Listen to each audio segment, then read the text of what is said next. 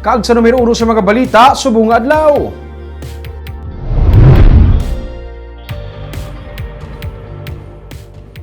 Demand para sa clinical oxygen ang hinali na lang nagsaka sumugod sang nagligad nga semana.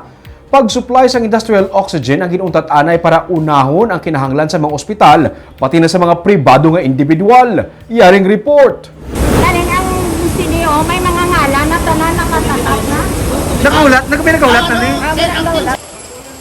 Ginatugungan pa lang ang ining mga tangkis ng oxygen, may mga ngala na kung sino ang nagpa-reserve sini. Subugod sa nagligad nga semana na deparahan na sa tagdumalahan sa Central Gas Corporation o kung si Gasco ang hinali nga pagsaka sa demand sa clinical oxygen. Sa idalom, may mga salakyan kag ambulansya nga nagahinulat para magkuha sang ilang nga tangke.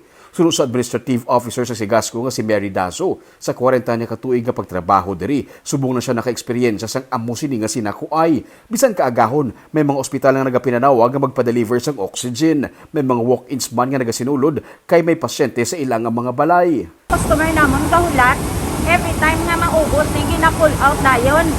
Tapos sa mga hospital, ka-pick up lang ni, especially ng South Bacolod. Ka-pick up na di every 1 hour, ka-pick up na ni siya. Every 1 hour nakuha sila? Tapos, kung mag-quantity ang operator namon, ginakuha niya na nakadaan, gina-reserve pa na para sa customer nga nag-pick up na subong. Ang ambulansya sa Barangay Singkang Airport ang nagpadulong man diri. Nagbakal man sila sang supply sang oxygen para sa ilang nga barangay kay may mga COVID-19 patients kuno nga yara lang sa ilang nga mga balay kag nagahulat nga may bakante na nga ospital. Nagapangayo sila sa bulig sa barangay para sa supply sang oxygen. Gigahula mo oxygen sa mga difficult of breathing na cases. Na-feel nyo man sa gulpi nga pag damo-damo sinakuhay? Ang problema, wala gid yung hospital na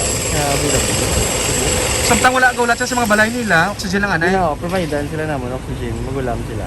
Sa Biyernes kag Sabado, nagpilahay na ang mga salakyan nga nagabakal sang oxygen suno sa mga empleyado. Domingo nga dapat kung tani sirado sila, napilitan sila nga magbukas kay may mga walk-ins.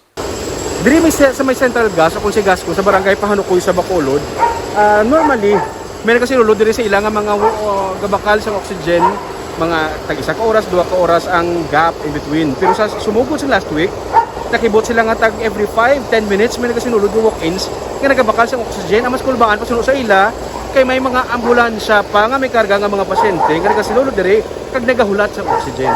Sunod kay Rolando Pontino, ang production manager sa Sigasco, hindi man nila maindian ang mga ambulansya nga nagasulod sa ilang planta nga may karga pa nga pasyente. Amo na namon kita kay ang problema may mga pasyente bilat hindi man namon ma-deny sa ilang hindi man kay ang pasyente nila gahulat. Sulod sa ambulansya mismo? Sa ambulansya mismo tayo ginapapano naman. Hindi pa lilayo lang? Oo, dito lang sila tapos sirado lang nila. Ginalimitahan pagid kuno abis ang supplier nila gikan sa Cebu ang ginapadala diri nga oxygen kay ginakulang man didto. Ang mga empleyado halos wala natulog para lang matagaan sa supply ang mga nagakinahanglan. Masubo kuno pamatian ang alegasyon nga nagahoarding sila.